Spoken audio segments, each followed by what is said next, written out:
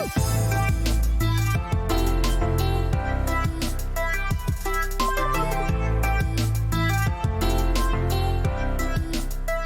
right, I'm here at Health with Joe Alexander, the COO of Capital RX. So, Joe, thanks so much for being here. Yeah, thank you we for got having the me. late audible. The AJ, the CEO, had a client responsibility, so thanks for filling in. I really appreciate it. Do it all the time. Is this your first? Is this your first podcast? It is my first podcast. All right, well, great. So let's kick off. Just give us the rundown of Capital RX at a high level. Yeah, so Capital RX is a sort of next generation PBM, as we like to call it. I think sometimes people call us the anti-PBM PBM, even though I don't know if I fully agree with that moniker. But yeah, we're a new startup PBM founded in 2017, based in New York. Going through kind of our second year in market now, and got about just over 150,000 lives that we manage and continue to grow. So give the background of what a PBM is, just for maybe some folks that don't have that. Yeah, I think a lot of people obviously don't fully grasp, because at the end of the day, PBMs are really kind of that faceless entity behind the scenes that, when you go to the register at a CVS or a Walgreens, that we make sure that whole process goes smoothly. And so people don't run into issues, we'll say, right, from the patient experience side. But they really do a lot. I mean, I think if you were to look at a schematic of the U.S. healthcare supply chain, they really sit in the middle of everything that touches retail, mail order, and specialty drug fulfillment. So what do those services entail, right? I mean, it starts with eligibility, right? We take in information to know who's eligible, and a patient really only probably sees that as an ID card in the mail. Moving from that, we obviously set up and build the plan. So if you've got 3 tiers, if you've got a $10 or a $15 copay, we plug all that information into our adjudication system. And so when you show up at the register, a pharmacist is going to send your information off electronically, and it comes to me. And that's where I say, oh, you're Brian. Oh, you're with whoever. It's a generic drug. It's going to cost you $10. That whole adjudication sequence, as we call it, is a core PBM function. We also do manage a network. People are really familiar with the network in medical. It's what doctor can I go to? What hospital can I go to? PBMs do the same thing, right? We manage a network. We establish a network that our clients, the employers and the unions and the cities and things that we provide the benefit for or administer the benefit for, so they can go to any pharmacy. So we manage 68,000 pharmacy network. We manage a mail order and specialty network. And so again, you can see how you're starting to already touch those various different junction points of the supply chain. If you were a bigger PBM, like some of the entities that we compete with, they pretty much own their own mail order and specialty pharmacies. So in addition to kind of managing it from a network access point of view, they also are large purchasers of drugs and have obviously relationships with wholesalers to acquire product and store inventory. The other critical piece, I think, that people do understand a bit better is the formulary. And people usually understand that very narrowly in the, is it preferred or non-preferred? Is it going to cost me this or that? There's a lot more that goes into a formulary, though, too, and just in terms of all the clinical things you need to understand about a drug, right, and how you want to manage it. So, and other things, too, like a refill too soon. That's a clinical edit that we apply at the point of sale. So people oftentimes feel the formulary out as, is it covered? What is it going to cost me? But it's also when you get a rejection sometimes at the pharmacy, those are typically clinical in nature, and there's a reason for it. The other big piece is rebates. That's where a significant portion of dollars are nowadays, especially in the brand spend portion. And so we go out and negotiate with all the different pharma companies, set up what a net price is going to be. And I think the other critical part, and maybe the most important part, the PBM sits in the middle of all of that financial reconciliation and the flow of funds.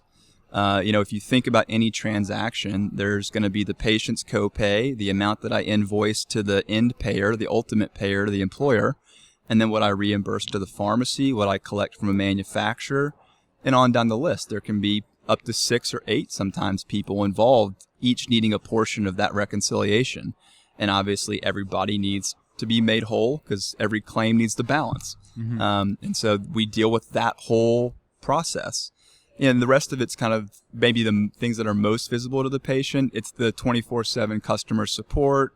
It's the member tools, whether it's a web or a mobile app. And probably lastly, reporting. We do all in account management, right? The plan's going to have a team that supports them day to day. And reporting is a lot of different things. It's kind of an umbrella term. It can be kind of the simple reports you talk about. It can be the on-site reviews with the payer, but it can really be all kinds of other things for other key stakeholders. I think that's one of the other things that patients never see. It's not as simple as one PBM to one client. There's a broker, there's a consultant, there's a health and wellness vendor, there's a TPA, and all these people in varying degrees and for different plans play different roles, and we have to share information collectively to make sure that that individual client is, has a smooth operating benefit holistically, because we understand that we're just one piece of it, and it's an important piece, but there's lots of people that go into having a comprehensive benefit for the employees. So nice and simple. Nice and simple. I Yeah. mean, it's a lot, No, but I think it underscores it because people don't know who we are. Right, We don't play in a direct-to-consumer marketplace like Aetna and Cigna and United. So we're always in and this is more Capital RX. We aren't in the government business either. We don't do Medicare, Medicaid today like our larger competitors do. But at the end of the day, think about how much stuff I just named off. Yeah. And it touches everything from the pharmacies to the member to the payer. Sure. To the mail order, to the manufacturers. If you just do a Venn diagram of it, it all meets there in some way. And that's part of why, you look at the stock returns for large PBMs over the last 15 years. They're the best performing entities in healthcare. Yeah. People point the finger at pharma a lot, and I don't shed tears for them, right? But if you look at it, relatively speaking, they're almost flat in terms of how well they've performed. And again, I think pharma's still doing just fine for the most part. But in that relative to their other healthcare peers, the way we think about this is from the sort of industry supply chain point of view, kind of moving broader than just what a PBM does. They are the central force in the supply chain, and that in some ways is not a problem. But I think the larger understanding as you dig beyond what each of these things mean and how it happens and get to that next layer, it's where some of the problems lie, I think, and Sure. why we view ourselves as a new entrant and for an opportunity for an entrant like us. Yeah, before we go there, I have some of the history on why employee-based insurance plans came to be. What's the background on PBMs? Did they come to be because there was simply a void? Yeah, so PBMs have an interesting history to me. They really started out back almost 40, 50 years ago when everything was still, from a claim point of view, was handled through paper. And they were intermediaries for pharmacies. AJ, our co-founder, his father was a pharmacist, independent pharmacist. And he tells great stories about having shoeboxes full of paper claims. And he had to mail, one to Aetna and one to Cigna. I think there's lots of parallel trends between PBM and medical and pharma and everything that overlap. You got to think about what was a drug back in 75. It was small molecule stuff, and really the first generation, second generation of a lot of those things. And an expensive drug was $100, $150. So it's a different universe. And also, what was insurance back then? Again, most people were still fully insured. ERISA was written in 73, I think, and that really created self-funded employer benefits. And, those things take time. I think you don't really see kind of the broad spread of employer-sponsored insurance until really HMOs started falling in the 90s. So that to me is an important sort of parallel dynamic to keep in mind. But, in those days, they were just a financial intermediary between an insurance plan and pharmacies. And then with the 1980s and digitalization of things, they became electronic processors between those two entities.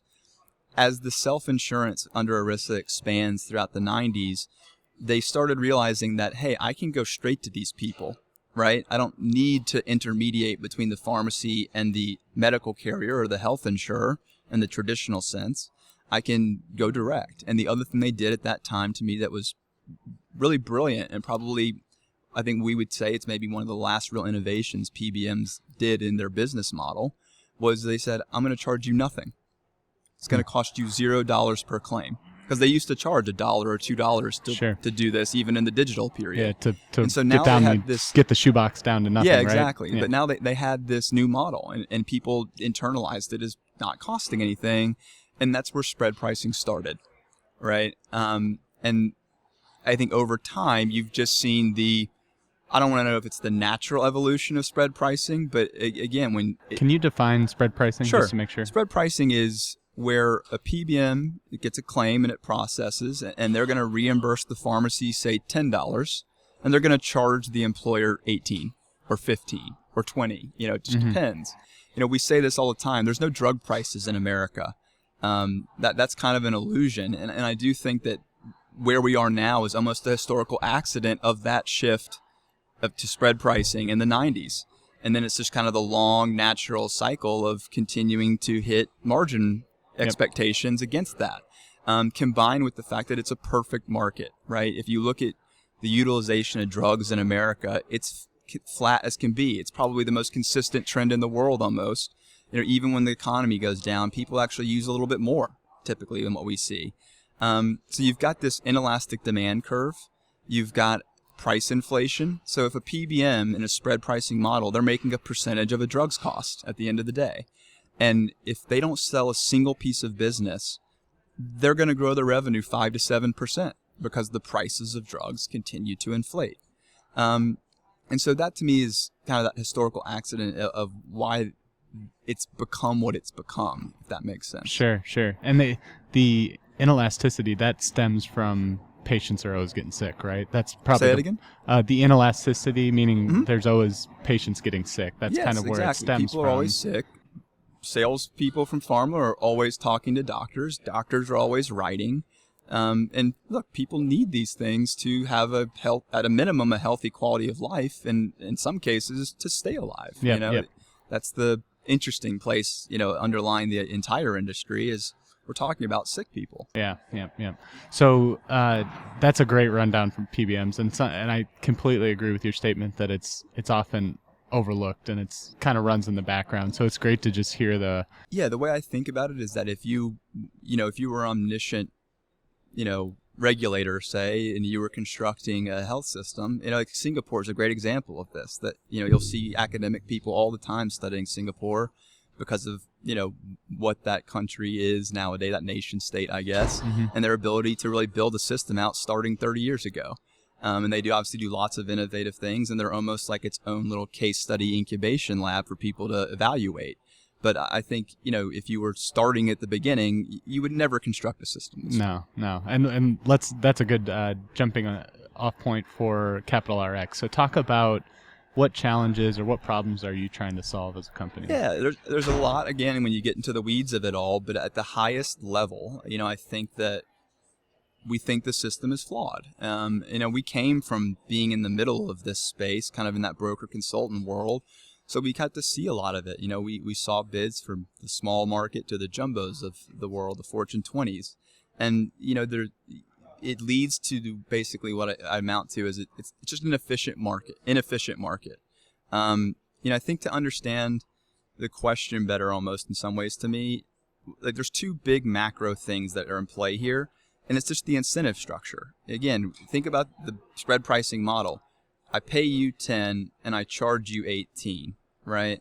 And beyond that, the disintermediation of the buyer and seller. We talk about this a lot at Capital RX, and it's really core to our model as we talk about the clearinghouse framework that we'll get to.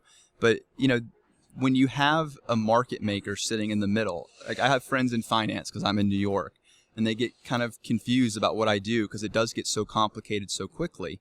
But I kind of just ask them, imagine if you could run a trading book where you got to set the bid and the ask.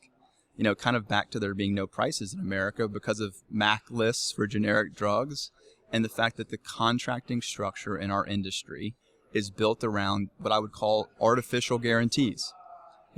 Back to there's no prices in America, price is regulated by what we call average annual effective rates. That's an average discount for a certain bucket of claims off of an AWP list price over the course of a year. So that means any claim that goes off at any time, a PBM can do whatever it wants. And again, it's illegal for them to reimburse a pharmacy below acquisition, but the process for a pharmacy to recoup that, if it were to happen, is a cumbersome MAC appeal that goes to a PBM, nameless, faceless inbox, and they work through it. And that's part of your negotiated network contract with a retail pharmacy. But at the end of the day, that model obviously doesn't make sense. So the financial incentives alone are just very misaligned.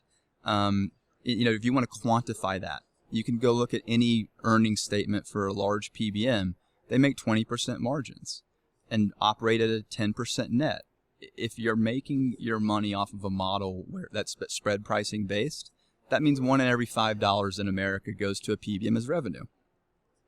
And that's, part of the problem that I think creates a lot of the inertia and the friction around it. It's healthcare in the U.S. Yeah, and from a patient perspective, you can't really see that happening. No. You get your claim Patients response. are protected, if you will, so to speak, behind the benefit. Most people think that the drug costs $10 when they go pay $10. But the reality is that drug could cost anything. And in the spread pricing model, the other thing that we talk a lot about is price variability. The price of any generic drug will change plus or minus 40%. People from the same plan and the same pharmacy on the same day can pay a different price for the exact same, 5 milligram Lipitor prescription or a atorvastatin prescription. And the reason for that is, again, because there's no prices and there's no financial guardrail other than these average annuals over a period of time that you reconcile maybe 12 months after the claim went off. And so, and keep in mind too, all these things are perfectly allowed in a PBM's contract. And in why? It's because they negotiate one thing on the sell side with the pharmacy, a different thing on the buy side with each individual employer. And then they have these protective clauses in it that prevent anybody from being able to talk to one or the other. So like if a pharmacy wanted to go straight to an employer, they couldn't because the PBM would say, you're out of my network now. You just breached my contract, right? And so keeps them powerful, yeah, right? And the business landscape, there's, from what I know, a handful of really large PBMs. I mean, that's went through the same kind of cycle as hospitals where they aggregated into a few big ones. Is that accurate? Yeah, exactly. So back to kind of that evolution of the industry. Again, there wasn't a ton of PBMs back in the 90s, even then, but they were much smaller and more regional, I suppose. But over the last 20 years, you've seen hyper consolidation in healthcare globally, but in PBM in particular. And some of that is almost a bit of an arms race, because these entities are negotiating, if you think hospital to carrier or pharmacy to PBM. If Walgreens is getting bigger and has more market power, then I need to get bigger. Otherwise, I'm not going to be able to get best price for my clients. So these things exist, but I think it's another reason why when we talk about why does the industry need change, that consolidation is part of the problem. And because there's a couple layers to that. The first is obviously the consolidation of the market power. And again, if the PBMs get bigger and they can have more negotiating power than, say, Rite Aid, right, which is not a small, but think about an independent pharmacy, a true independent, they get to depress or beat up, so to speak, those entities. David versus Goliath. And the more they can beat up the pharmacy, the clients don't really know about what's going on. The employers don't know about what's going on there. So in a spread pricing model, pricing only updates when the contract renews. So if a PBM goes out and gets 1% better pricing with Walgreens because it has market power and leverage, they hold on to that as 1% more revenue until that client comes around to renew their contract maybe 3 years later. Sure.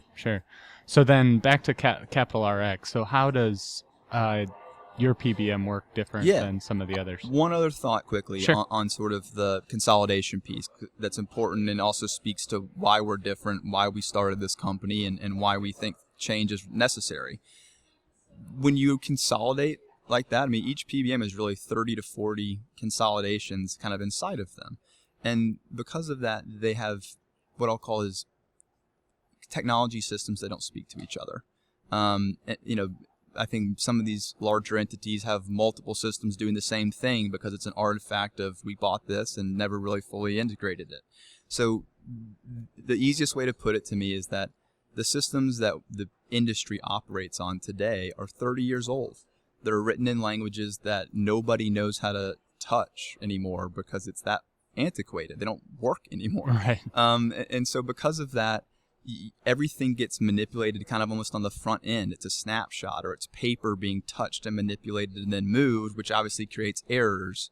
if not outright inefficiencies. And that inefficiency is part of why they operate at 20%. They need to, because, think about it this way. In theory, when you merge two 5,000 person companies together, you should be able to probably cut it down to maybe 8, right? But what actually happens oftentimes is you actually get to like 10,500 to help integrate the two entities. And then if you aren't having a down cycle, which PBMs haven't really done for 20 plus years, you don't have to look inward and reorg and become efficient. Become tight. Yeah. And I think this also shows and bleeds over into the service side. If I'm able to keep sort of this opacity around everything from you, if price and cost and value really is illusory, then the service side becomes less relevant. It becomes more of a check the box than actually something that I need to invest in to, provide consultation and guidance and advisory to this. And it's a massively bifurcated healthcare ecosystem in America. So maybe that's the consultant's job or something. But I think we look at all of it and say it doesn't have to be that way. And I think for us, we have a clean sheet of paper. And I think that's our mission, right? I mean, our company was founded to change the way drugs are priced and administrated. And we have a vision for what that means and what that looks like. And maybe as importantly, kind of a multi-year execution plan to build that model and build it to scale. Yep. So how does the model differ then from Capital RX to some of the others? Again, in some ways, it's almost in every way possible. Not necessarily today in every way possible, but over time, fully realized, I think it's a fundamentally it's a mind shift. And it's a mind shift. Again, you asked me at the very beginning, what's the biggest problem? I think it's the inertia of the status quo. People are just so used to this, and we all agree for the most part that it isn't working well for any individual client in most cases, definitely not society as a whole. But what do you do about that? And again, you're pushing up against lots of money and financial interest, lots of power, lobbying and political and otherwise. But so to kind of break it out and what it all means, we call ourselves a clearinghouse. There's obviously pass-through entities, and we are pass-through in the most literal sense. I think we steer away from that term, and I'll explain that maybe in a little bit longer. But what that ultimately means is I'm not a market maker. Kind of back to my setting the bid and the ask, setting the price on the sell side and the buy side, and them being different. That's what market makers do, right? I'm an administrator. I connect the buy and the sell side, and I open up the books, so to speak. We used to do this when we would do audits all the time, even for pass-through PBMs. We'd ask for the 835 reconciliation. That's the document that a PBM sends to a pharmacy chain to reimburse them for all the claims for a given period. And so when we would go ask a pass-through PBM to show me your reimbursement to the pharmacy so I can validate it. I know you're a nice person and you're telling me this, but even those guys are still managed under the same average annual effective rate guarantees as a traditional PBM is. They're just at retail pricing, not taking spread. But you can't even get the information you need to validate that. So for us, we open it up. I want the buyer and the seller talking, because all these consolidation things we're talking about, there's massive untapped value in the supply chain. If you think about a smaller retail pharmacy chain, they would love to get more volume. They would love to lower price by 1 or 2% if they can get more patient foot traffic into their stores. Why don't they? Well, if back to my point about the PBM in a spread pricing model doesn't have to give it back to the plan or the member, they hold on to it as revenue. So if I'm a pharmacy and I lower prices, the PBM, I just pump their revenue, right? They're going to hit their earnings call now for this. So I think that's what the mind shift aspect. Some of these things are theoretical about market efficiencies and what efficient markets look like and all of that, but it's also known from our conversations. The greatest maybe example of this is people always say, and I hear it all the time, prices of drugs change all the time. That's nonsense. The price doesn't change all the time. If you go talk to any pharmacy or large purchaser of drugs, they change 2, maybe 3 times a year on a contract basis. So what is happening there? It's artificial variability. It's because a PBM can make excess profit by having volatility and by having complexity and by having opacity. So we really just try and eliminate all of that. Once you're freed of the need, the insatiable appetite for what spread pricing and all this stuff about spreading applies to the rebate side too, right? I want to be clear about that. But a couple interesting things happen. That illusion of price gets eliminated. And because of that, we move away from these artificial guarantees.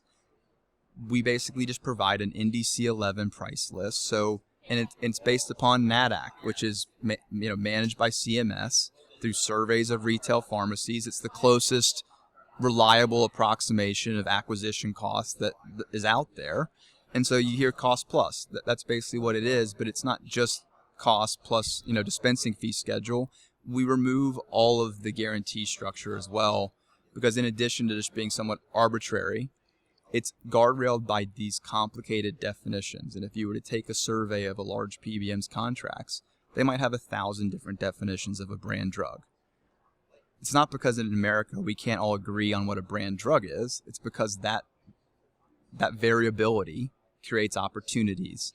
If you can make money by spread and basically have contract covenants that keep everybody from being able to ask questions or get the information required to validate that information. And as a result of this model, every plan, every employer's contract has different pricing, right? So when you move to our model on a NADAC cost plus basis, it doesn't matter if you're a 100,000 life client or a 100 life client, you pay the same price for every drug because it's down to the NDC 11 level. The only variation is the plus part, where the pharmacy tells me what dispensing fee they need. And it might be, $9 one place and $10 another. And that's the $1 difference of, going to store A versus store B. But I don't encumber price along the way because I find that that's an antiquated model. There's been industries that operate this way before in America. In the 60s, Mad Men. Why were advertising firms so successful? They were spread pricing ad buys. They would do the creative for free. Now they work on, 6 and 7 figure retainers. Junk bond trading in the 80s, mutual funds in the 90s with massive 10% fees.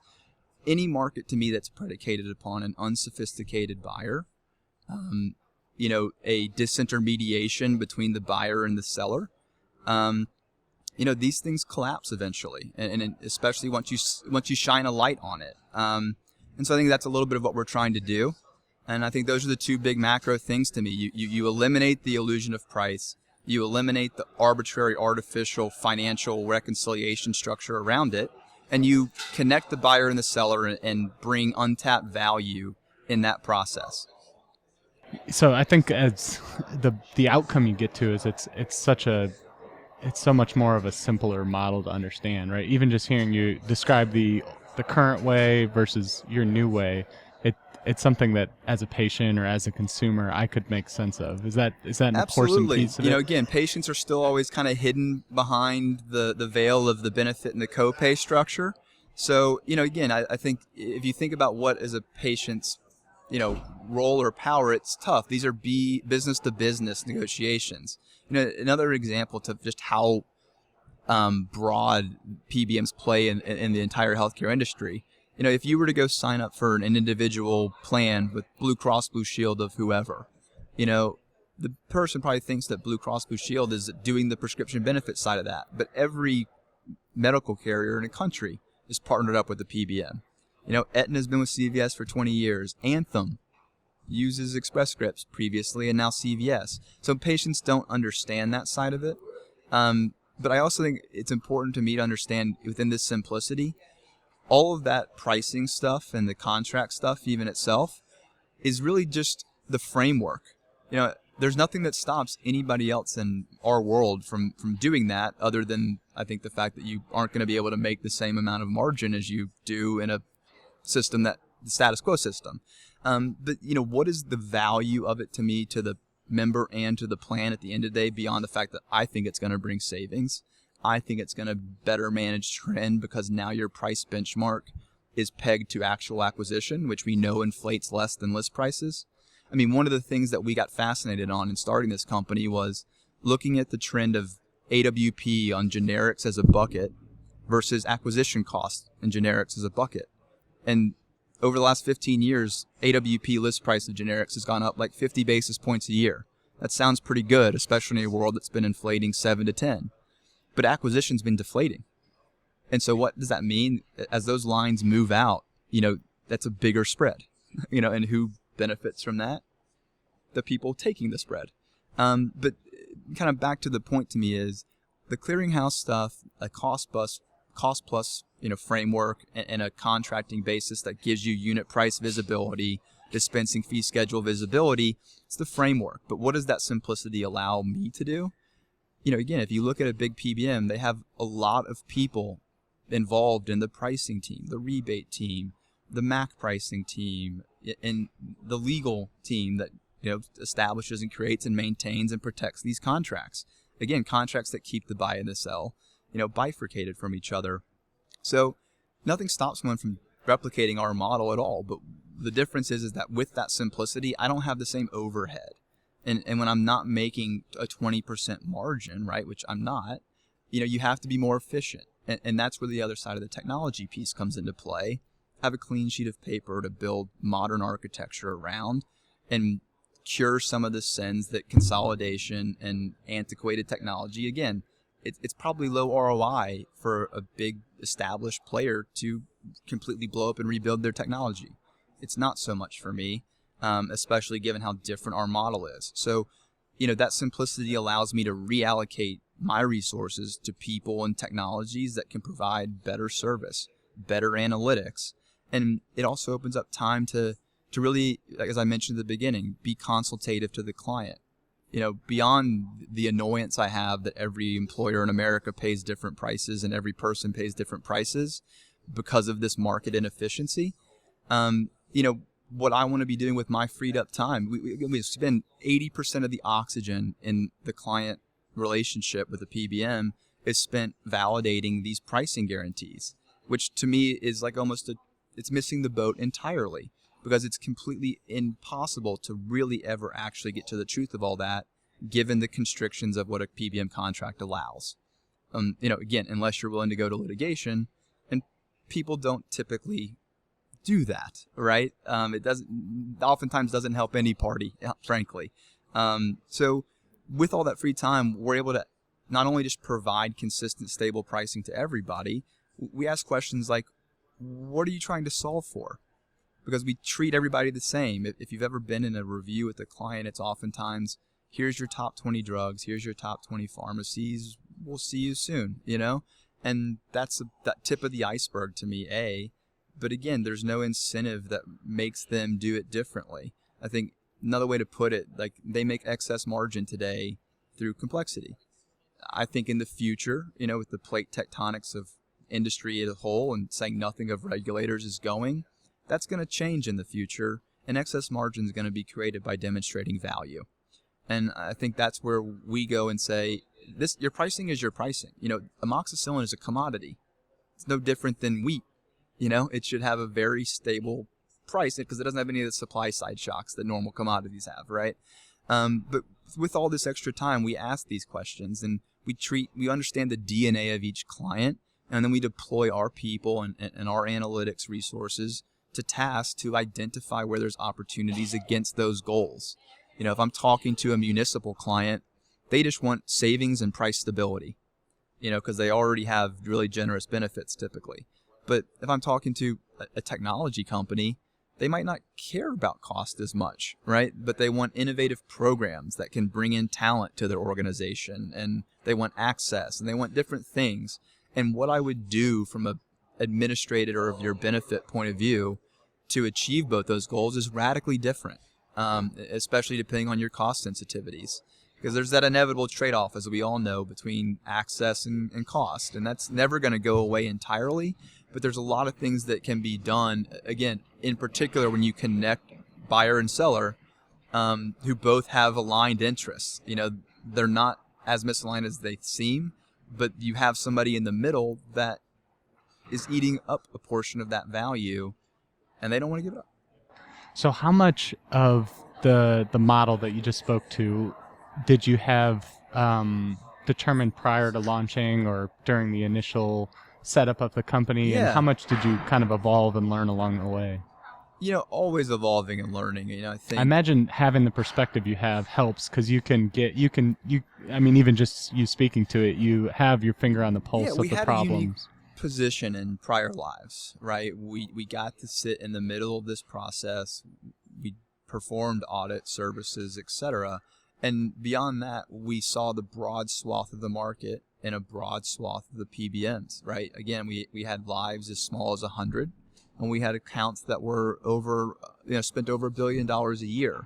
And so you see how pricing varies across the market. Again, if they're hitting, a 20% blend, they're overperforming that in the small mid-market, which is where we typically focus today, because they are getting lower margins with, large Fortune 500 name brand accounts. So we had a great understanding of just the spectrum of price, and we obviously had a great understanding of contracting. And really, I think we focus a lot, as you can tell, I think, on the supply chain. The founders, AJ, myself, Ryan, all come from very different experiences within the supply chain. Me being a bit more on the life science side, AJ a bit more on kind of the supply chain logistics side of healthcare prior to, where we've been, prior to starting CapDRX. And, Ryan comes with the technology pieces, but also a really robust business understanding and how all that needs to work and communicate systematically. And so I think for all of those reasons, we had a really good idea of what the end goal was and the steps needed to take it. So we tackled retail pricing first. And I think that's the necessary first place. And I think you keep, expanding from there, because it's the same core misalignment elements in play. It's just a different stakeholder, say from pharmacy to manufacturer to, I think if there's a third rail to all of this, I think it's the way, the process, how an RFP is run in our industry. Again, and I think this is some of the high level points of our discovering this. This is what we did. And we were trained to ask, what does a drug cost? And I think over time, a decade of being that advisor to employers, we got frustrated a bit because we started realizing how almost nigh impossible answering that question really is. And it's not because you can't do spreadsheet and bounce numbers together, but it goes back to the contract. And that's why we change all those things in the contracting structure, because the way I think about it is the definitions describe buckets, and then the claims come in no matter what, and it kind of is like water going into these different buckets. And of course, the more buckets you have, the more I can move things around. And then because of the opacity behind reconciling all the guarantees and everything in terms of what is a brand, what is a generic, and what bucket does it fit into, and then they have exclusions on top of that. So even after I've filled these buckets and after I've moved the water around wherever I want to, now I'm going to say I'm only going to measure it from this level. And so what is that? It's a whack-a-mole charade game in many ways. So, to answer your question, we had a vision and we knew what the problems were, both macro and more narrowly into each of those different aspects of the services a PBM does. And you obviously can't tackle them all at once.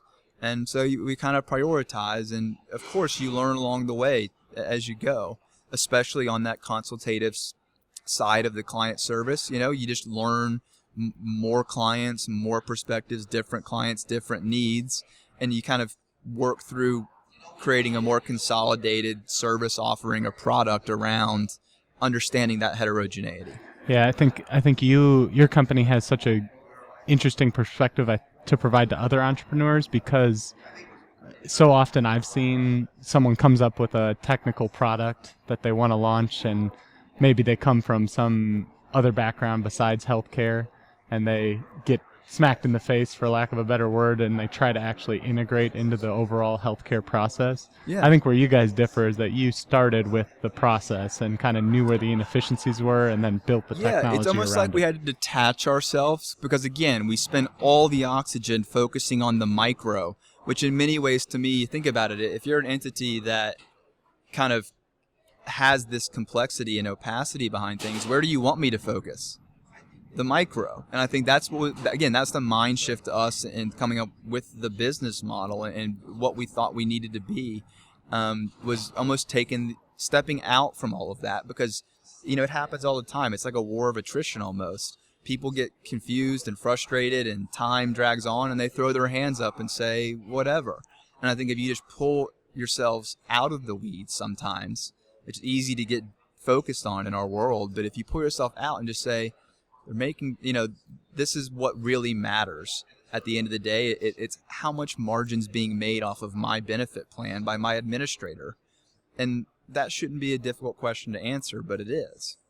And I think, again, people do their best, and I'm not saying there's nobody holding them to account. There's a lot of people that are trying to, but the problem to me is that the analyses that you can do with the visibility that you're ever going to be given can't keep up with the sophistication of the PBM's underwriting. It definitely doesn't compete with the PBM's, overall market power and lobbying power and the lawyers they can deploy and all of that. Was that something you considered when starting the company? I mean, taking on these huge entities?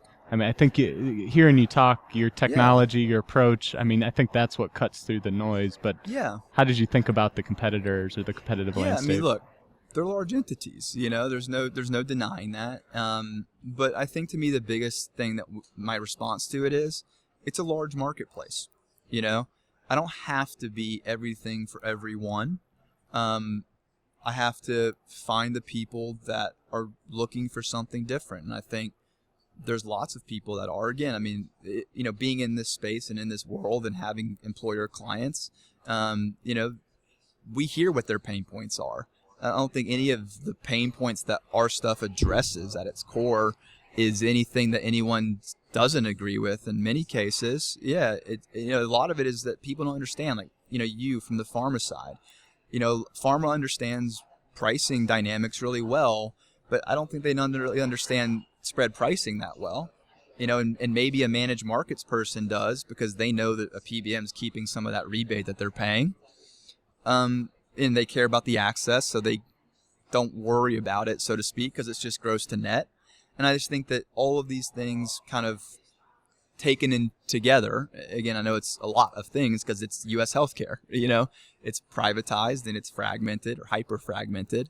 But I think that's a lot of the stuff to me and you don't have to be the PBM for everyone. Right. So one of the things that I pulled from your website was human capital as an expense, and that how often that is overlooked. You mentioned the 10,000 or 5,000 employees from both companies coming together, and then it being 10.5. Mm-hmm. Is that along the lines of what you consider human? Yeah, I think that example is a bit more to just what happens with consolidation and why does some of that operational fat persist. And again, it's the combination of getting bigger without the need to worry about the bottom line as much. But to human capital, I think it's a great point, and I think that's kind of the umbrella term in many ways we use for what we say is where analytics should be. This siloed approach to things, again, it makes sense, especially when you have a world where PBM gets this piece and Medicare gets that piece and stuff. And, it's not so much necessarily just about unifying those benefits. It's bigger than that to me, but it's about getting back to the right kinds of questions again. I think we feel very strongly that the country as a whole is lost, especially the self-insured benefits world. Like, why do employers in this space? Sure, there's a tax reason why, of course, but at the end of the day, it's to keep people healthy. Like, people understood this really well back in the 30s and 40s, when they were forced to do this with the New Deal coalition and things, right? But we've lost sight of that, I feel like, in this country. That the reason employers do this in the first place is so people show up to work and they're productive and the company can be successful off of that. But we never even attempt to look at that from a benefit point of view. And so human capital to me is our vision for how that analytics can grow, and it gets back to understanding the client and what they're trying to solve for by sponsoring these benefits in the first place. What it allows us to do, though, is integrate. This is what we do very well because, especially as a smaller player, you're always programming to other people's requirements, right? And you're always dealing with the unstructured and the ambiguous. But you take in information on medical, but we call it the law of zeros, right? If I'm spending $1 million on pharmacy, I'm probably spending $5 million, on medical, but I might be spending 50 on payroll, and my top line revenue might be 150 or more. And so we make these decisions like slapping on a deductible or not covering vaccines or all these things in a silo. And a PBM will go in and say, that's a great idea. It's going to save you $50K. We should do it. And they'll look like a hero because they're saving you money. But no one ever asks, well, what happened to your medical? Or better yet, what happened to your time and attendance? Because I believe strongly, and I think anyone in healthcare, but clinically in particular, would agree, if people and you hear it all the time, this is the duality. If we could just get people to adhere better, we'd save $200 billion in America. And it's not just as narrow as adherence, but it's being able to show you the value and really the true ROI of your health dollar as an employer, because that's the view you have to look at it through, in our opinion. And again, it gets back to a value-based framework. You have to get to the truth on cost, in our opinion, before anyone's going to accept a value-based framework. And if you've got a spread pricing model, it doesn't allow you to see anything, and the price of amoxicillin's plus or minus 40%, how can I determine value? So that's the simplicity of the pricing approach, the clearinghouse model. And that to me is, again, it's the framework that we build upon. It's not our value proposition. Our value proposition is what we do with the clean sheet of paper and the truth around cost. And what we do is connect buyer and seller, define it and execute innovative programs, and ultimately track, monitor, identify other low-hanging fruit opportunities, and give you an understanding for what it means for your organization. So talk about some of your clients or consumers that you've interacted with. I imagine it's got to be so refreshing to have a different type of conversation when it comes to PBMs. Has that been your experience? Yeah, we've got great clients, and thus far, knock on wood, they all love us. So yeah, I think it's different, but again, it's not for everybody, and again, back to the pharmacy benefit thing, it is a quarter to a fifth of medical, and it is, it's not like an HR person typically in these organizations. It's not always the sexy thing, so to speak, to be a prescription benefit, and we get that. Again, back to the inertia, it does take some work to move PBMs, and maybe it's just not the right time, or maybe you just don't care because I'm a $1 billion organization, and really, spending $20 million here doesn't move the needle for me. I don't even wake up for 100, So I think there's just a little bit of that aspect on the the employer side of it all. But yeah, again, at the same time, there are lots of people who do want a different approach or need it, or, all those different reasons. And that's what we're here for. Look, I can, and I don't have to do all that. If you just want an administrator who's going to give you visibility to everything on the cost side, and you don't want human capital assessments, that's fine. I'm happy to do that, because I still know you're going to be better off understanding what you're spending. And frankly, I think I can convince you longer term, as I build that relationship, why you should be looking at these things. Because again, these siloed decisions and these micro budget decisions, you can, if you just give back a quarter of a sick day, it's paid for itself more than 10 times over. Yep. Because of how much payroll costs you. Right. So we've covered a bunch, and I really appreciate giving the rundown behind the current PBM setup. Is there anything we missed? I always am struggling with these interviews because there's so much to all these nuanced companies and topics. Is there anything that... I think in terms of understanding us and how we're different, and I think why the industry, needs to kind of, I think, hopefully move more in our direction, I'd like to think. I think that gives you a good understanding of us and kind of our perspective on things. And look, we still very much play largely within a similar rule set as others today. We've just brought about this clearinghouse model and kind of completed the phase one of it in the last month or two. And that's what we're pulling and deploying and scaling throughout 2020 and beyond. It's almost to me like we're like a snake almost peeling off a layer of our skin. You know what I mean? We're kind of got into the market and validated the core parameters of what our vision was. And then it's been about sprinting and running and getting it going. Yeah, I wanted to talk, what's success look like in the future? Would you consider, because I think obviously as a company you want to grow, I mean, that's not rocket science, but do you hope broader or longer term that you can affect the way PBMs operate within the marketplace? Maybe. I don't think about anybody else though as my goal. I think it's more I exist because of these shortcomings to me, and the flaws. And again, a lot of it is shortcomings that your average employer may not even be aware of. Because they're in and out. They come in and do an RFP every 3 years. And other than that, it's just the broker-consultant relationship kind of in the middle, managing their day-to-day. And maybe the PBM comes around every 6 months or 3 months, and maybe they don't, So I don't really so much think about that because, again, I'm focused on our mission, which is to change and administrate. And I don't have to change and administrate for everybody. I probably never will. And that's okay because there's a big ocean. Sure. So the question I've been closing on with everyone that I've interviewed this week, it's just clear to me coming to this conference and seeing the breadth of the attendees that so much is happening with healthcare and technology and that convergence. It's such an exciting time. I guess talk from your experience. How is it? What's it like for you to be a part of it and a part of the change? And what excites you most about the future? Yeah, someone like myself, my whole career has been in healthcare, from kind of the more of the pharma side of it to in global as well. In that period, moving a bit more into the U.S. domestic specificity and away from the pharma into more of the benefit and in the employer side, to eventually kind of starting, CapitaRx and becoming an administrator, becoming a PBM instead of a consultant advisor in the middle of that process. It's exciting. I think it's the industry as a whole isn't too dissimilar from a lot of the core trends that I was talking about, because again, the technology that everybody under rails now is really old. It's just one angle on it.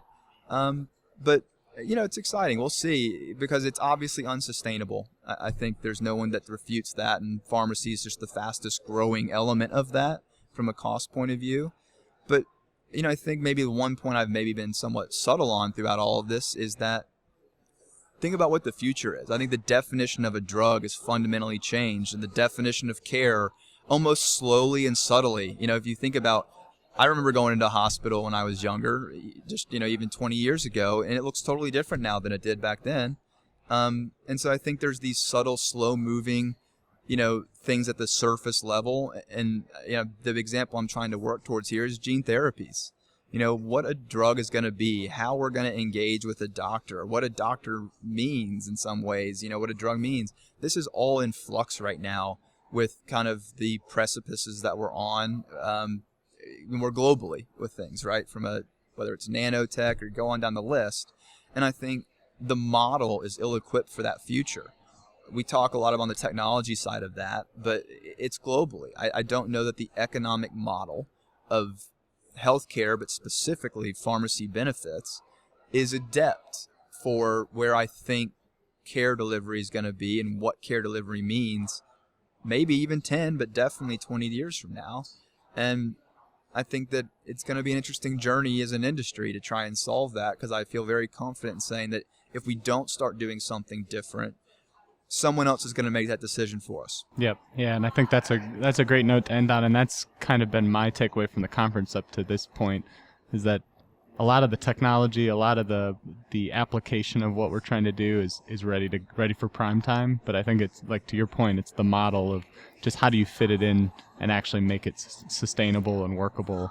It seems like that's where a lot of the folks that are presenting on, that's where they're spending their time and attention. Yeah, it's like consumerism from 10 years ago.